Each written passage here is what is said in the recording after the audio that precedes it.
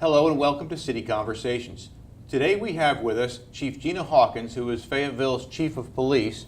She's been with law enforcement for over 29 years now and actually just celebrated her one-year anniversary with the city. So we're very happy to have her here today. And Chief Hawkins, welcome to the show and thanks for being with us today. Thank you, Kevin. It's a pleasure. I'm excited. You look it. And I know you're very excited after being here for a whole year now, so Yeah. I'm sure you've got some good things that you can share with us today. But before we talk about what you've seen over the last year since you've been here, tell us a little bit about what got you into law enforcement. Okay, so that's a kind of crazy story because I really did not have any intent in getting into law enforcement. I really wanted to be an attorney. I grew up always liking to defend people, liking to defend the cause. So when I went to school in North Carolina Central, I was in the criminal justice field. So I took a break from school and then I realized I had to eat. So my crazy mind, because I was so naive about what police officers did, all I saw was my image in my mind, possible TV stories, and I thought I can do that while I take a break from school and then go back to college to eventually be an attorney. Well, that's when I started with the City of Atlanta Police Department, and actually it has been 30 years. 30? Because oh, wow. Remember, it was 29 years when I came to the city. Oh, that's true, that's right. But I've been here a year now, so Okay. it's 30 years now, so yeah, it's pretty exciting. So I had no intent in getting into law enforcement, but then as I've shared before, my purpose has driven to, I can't even imagine that's all I've ever done. So I love the fact what I do. It encompasses so much that I can't even imagine just being an attorney. Not that, I love attorneys, I love the law, but I'm able to do what's in my heart a whole lot more as a chief and as an officer. Sure. And you spent most of your time in Georgia, if I understand that correctly? I spent 29 years in Georgia in law enforcement, okay. Yes. And were you born and raised there? I was born and raised in Columbus, Ohio, at the Ohio State University Hospital. Okay. And how did that happen? And how did that work out that you went from there to Georgia? So after I graduated high school, I went to North Carolina for school, and then after I was passing through and stopped in Georgia and got stuck working, and life happened. So that's where I spent 29 years in Georgia. Well, fantastic. Well, we're certainly glad to have you here now, and I still remember to back when we went through the panel where yes. you were sitting before much of the city of Fayetteville, both in the audience there in the council chambers and live on TV, answering questions. Through that process was very exciting and so nervous. I started imagining Sidney Brady, if anyone remember the red light cameras coming on, and because I had never been through a panel like that, but then I realized, you know what, let me just be me. Well, you did well, and clearly you impressed a lot of people, or you wouldn't be here today. Thank you, I appreciate it. And so, as we transition into what you do here with the city, tell us a little bit about the mission. I mean, it's probably obvious to many people, but tell us about the mission of the police department. So, the mission, like you said, because it's so important, I wanted to make sure what was the previous mission, and the words mean a lot, because the mission has to be profound throughout the organization. So I actually brought it, so we know the heart of it, but I'm kind of read it to everyone so you can hear it. So the mission of the Fayetteville Police Department is dedicated to improving the quality of life by creating a safe and secure environment for the citizens we serve. We will always act with integrity to reduce crime and create partnerships and build trust while treating everyone with respect, compassion, and fairness. Every single word to me means something, because when you think about it, it all ties. So you might think the mission is just to keep us safe or reduce crime. No, what we do in policing involves the community, involves how we treat the community, involves why we treat it, to have a quality of life by creating a safer environment. So that's our mission. And I like the word community that you brought up, and we'll talk about that later this morning, but from a community policing perspective and how we bring that community in to help us make this place a better place for all of us, and that's very interesting. So in your over 1 year that you've been here now, what do you like best about the city of Fayetteville? What I like best, truly, are the people, internally and externally. I share this. There's a heart in the city of motivated individuals from even in my police department, but the community as a whole, they're working very hard. No one's perfect. We have issues, but that heart within the community of trying to work together and trying to solve their problems and trying to address the issues, that's what I've loved most about Fayetteville. Okay. And have you developed any focus areas? I mean, you've mentioned some of those in your mission, I think, but any particular areas you're really trying to push hard on? So one main focus area is understanding the community empowerment and the community engagement and partnering with the police department to do that, so that we can really focus on the most violent crimes. Violent crime is not the most crimes that we have in a city, but it affects us as a community, as individuals, the most when it occurs. So we might have the most, our thefts are really high. We take those for granted, but when something impacts an individual, it impacts others profoundly. So that's the main focus, but that's what we're really trying to address. Okay, that makes sense. And I know you've got a lot of great officers. I didn't mention it in the intro, but I wanted to bring it up. Over 600 people, both sworn and non-sworn, across the entire city. So when you look at that, 600 people in your department, we only have 1,600 in the whole city. Yep. So you've got a lot of the part of the city under you. Yes. And that's a huge amount. I know you've got some great folks over there. I have some amazing people that work for the police department, and you're right, over 600 in sworn and non-sworn. And people take that for granted. People think it's just the officers that do the job, but the support staff, the executive staff, the people who are not police officers play a huge role in the success of the entire police department, and also are very impactful in the community as well. They touch the community just as much as the officers do, so Sure. It's very huge.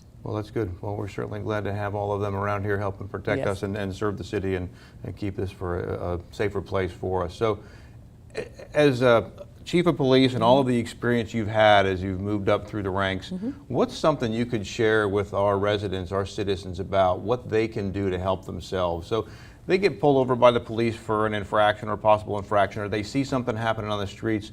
What's something you could share with them about how to help you, how to help your police officers? So thank you for that question, because as I mentioned, we have over 600 people on the police department.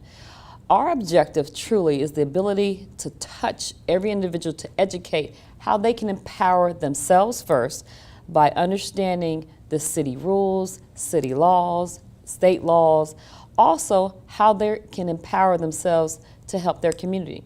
So every member of the police department can reach someone else, and that's a lot of people.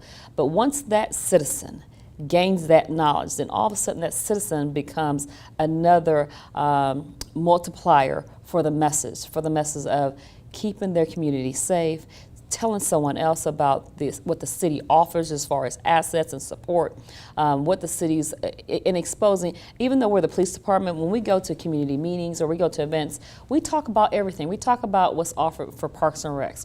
We talk about what economic development is doing, because we're a voice for the city. So being able to be impactful in the community, what I really want the community to do is learn. Take the opportunity to get to know the police officers, the police department, and our rules. Our community engagement means a lot to the police department, because every opportunity that we have to get engaged with a new citizen or an older citizen that we're familiar with, they learn something different. That's why one thing I started this year was the Citizens Police Academy. What that does is allow individuals to get behind the scenes of the police department, to see almost different units. We do as many as possible in a 9-week time period, so they get a snapshot of how the system works behind the scenes. And it's not just one officer patrolling in the neighborhood. That officer needs information. That officer has support staff. That officer can be a part of a specialized unit, and we get to show them hands-on training as well as the teaching of all the citizens. When that citizen learns that, they have a more understanding of, wow, I didn't realize all that was involved behind the police department. So getting citizens involved in that aspect can help us when they learn, see what we're doing in the neighborhood. Stop and meet an officer. Ask an officer a question. If they live in a city, stop and say, tell me about this, or introduce themselves so that officer has an opportunity to get to know that citizen. Right. Well, that police academy, Citizens Academy, is a great idea. We do that from the city side too, and I know we've worked with you and your folks to do that, and it was really neat to see the assets that you have, because people don't realize that. You're right. They see somebody driving down the road in a police car or on patrol, and they think that's all there is. But to go back and see the drone capabilities you have that do different things for the city to support them, to see the canine assets that you have, to see the forensics abilities you have to investigate crimes, and it takes learning all of that to know a little bit about more what you do and how they can help.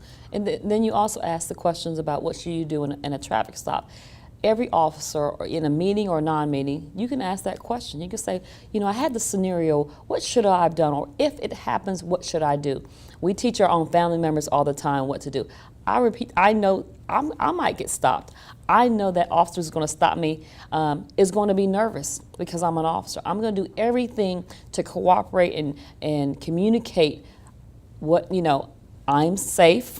But that officer doesn't know me, especially if I'm in plain clothes, that I'm a police officer. Right. So they're doing their job. They're trying to stay safe, but they're also trying to communicate respect. They're trying to do their job, which is they probably stopped you for a reason if you're speeding or if they're looking at something or they want to tell you, hey, do you realize you don't have your lights on, or they get a suspicious car and, hey, just provide information. You might get stopped, or how do you encounter that officer?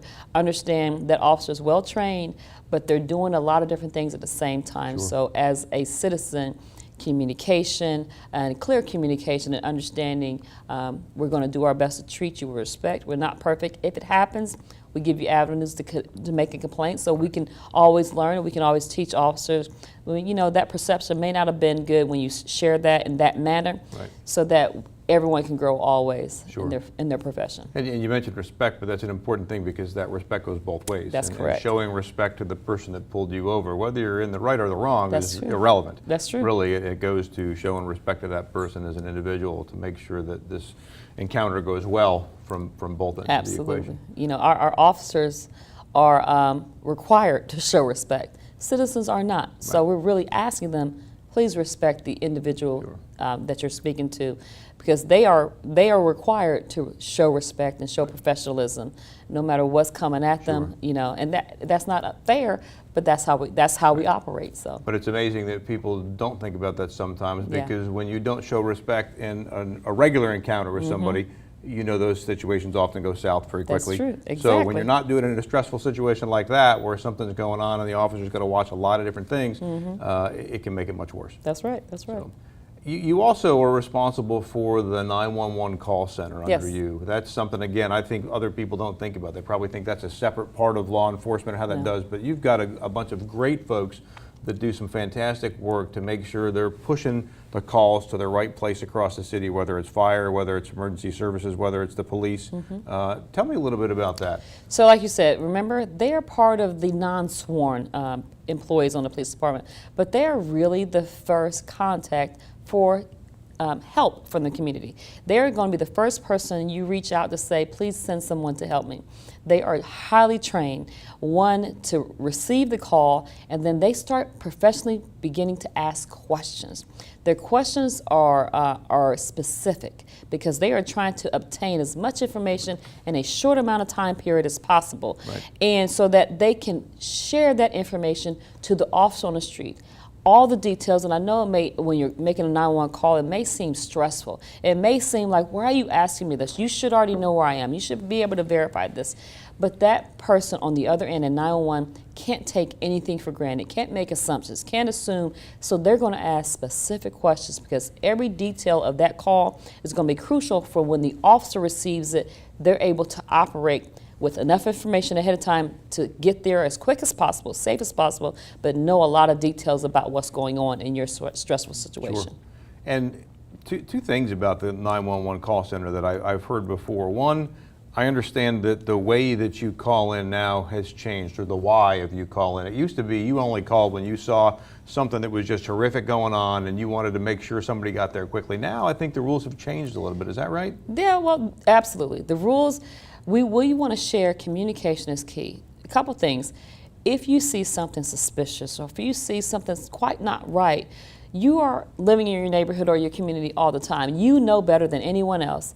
Letting us know so we can be proactive and deter an incident from happening is beneficial. So we're going to want you to call. We don't want you, it's a couple reasons. We want you to call because those calls get documented, time and date, and they are recorded.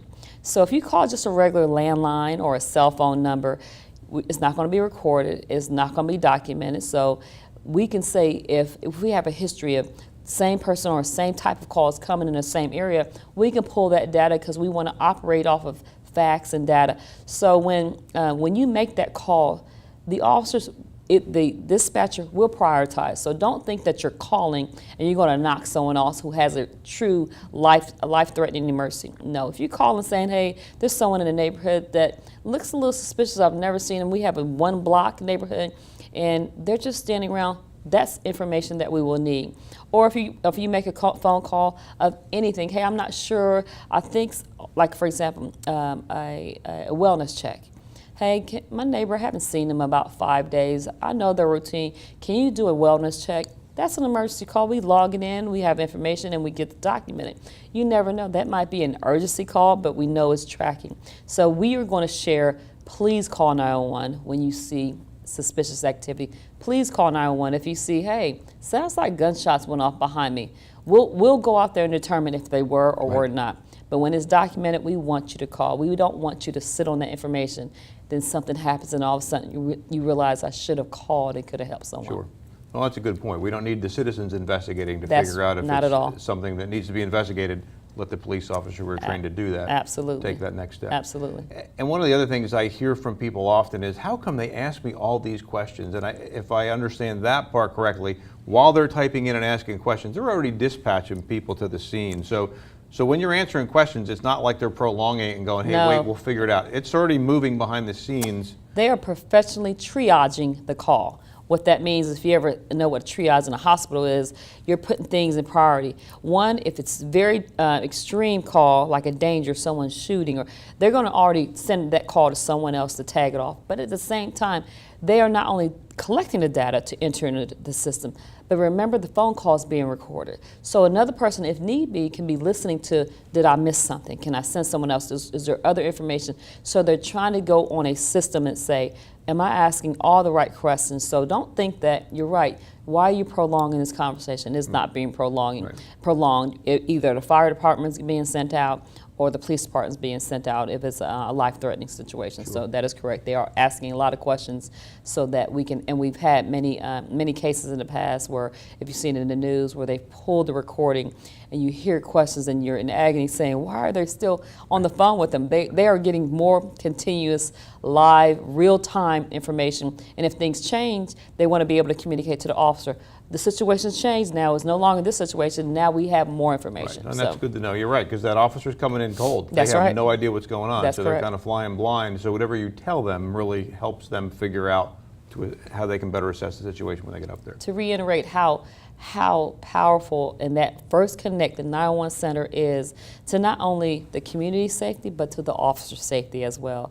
And they are handling all that. They've been trained. They get constantly trained. They get, what we do is quality assurance, where the supervisors go and check to see, can we always improve on calls that we handle? So sure. They're a very huge asset to the community safety.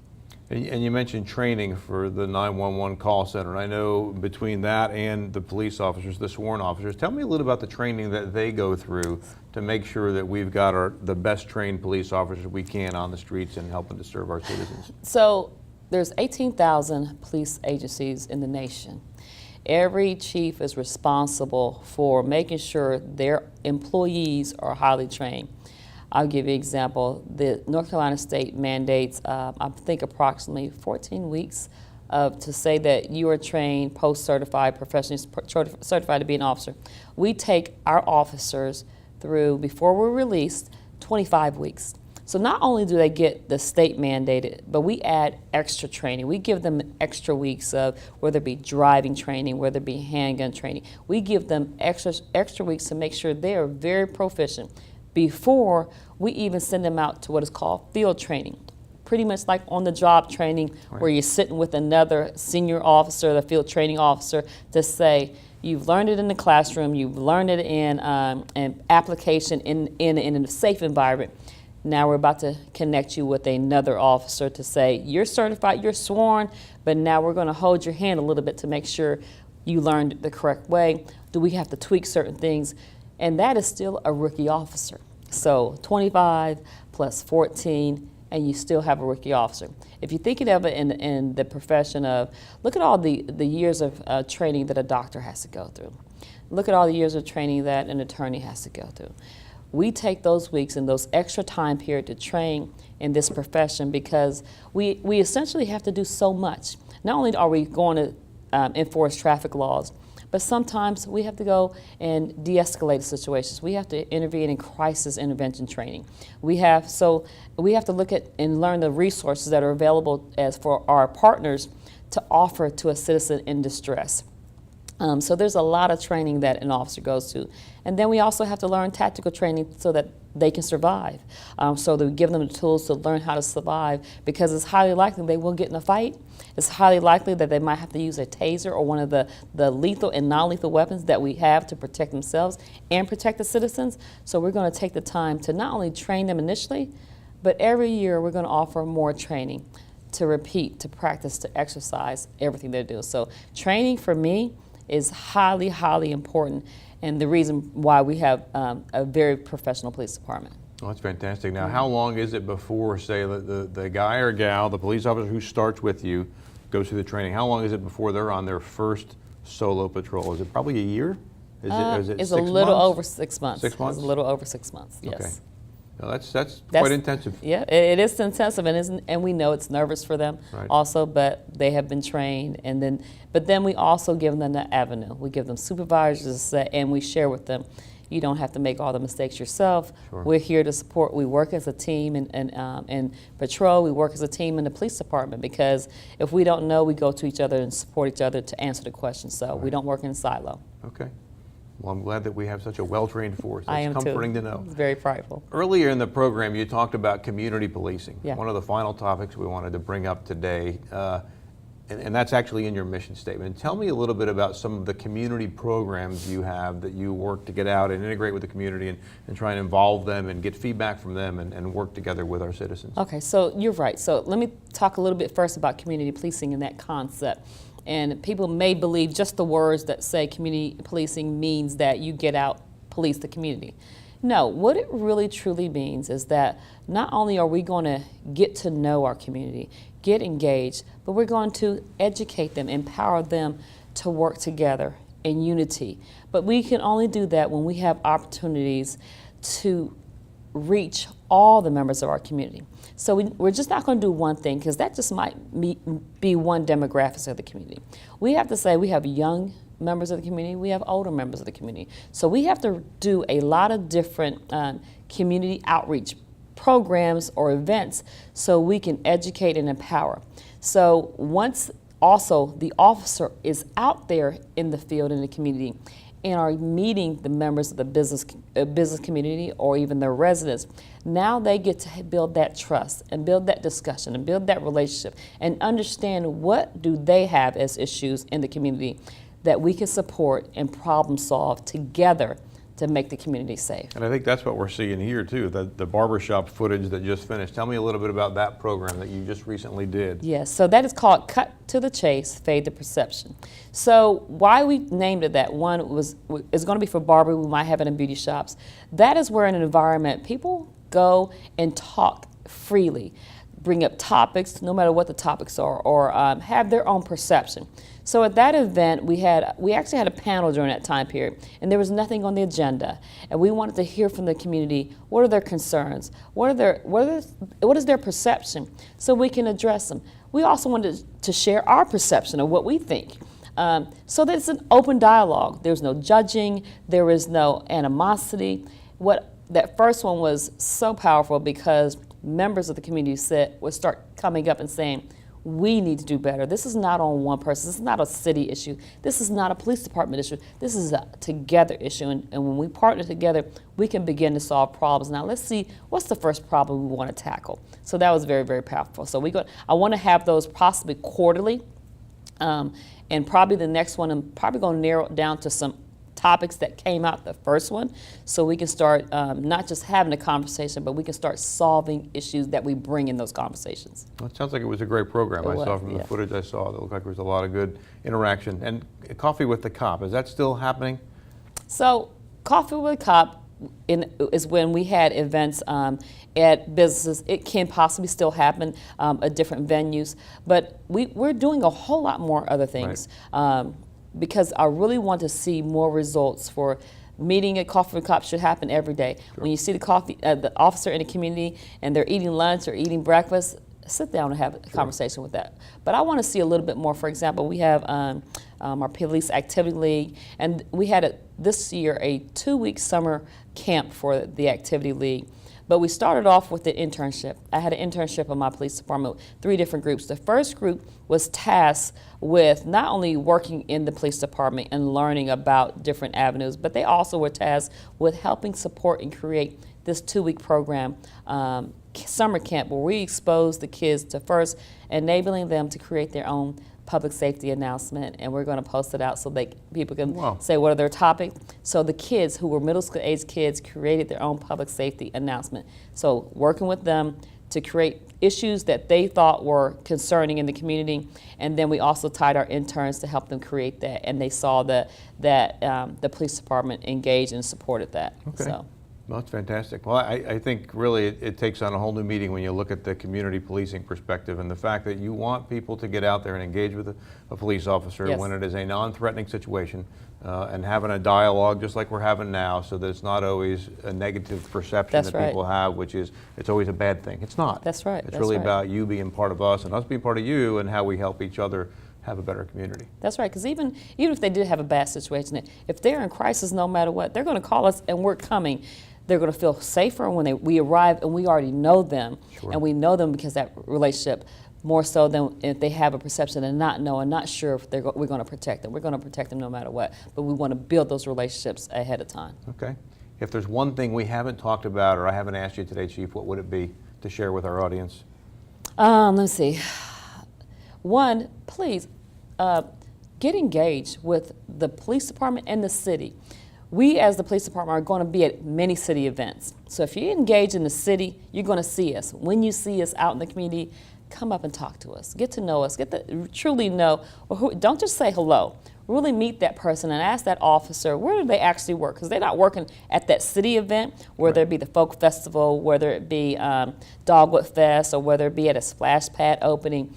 We're going to be out there at the city events. First, get to the city events because we have a lot of them. But when you see an officer, get to know that officer. Get to know that employee. If you have to come in, get to know, because our 911 community telecommunicators actually are in the community as well.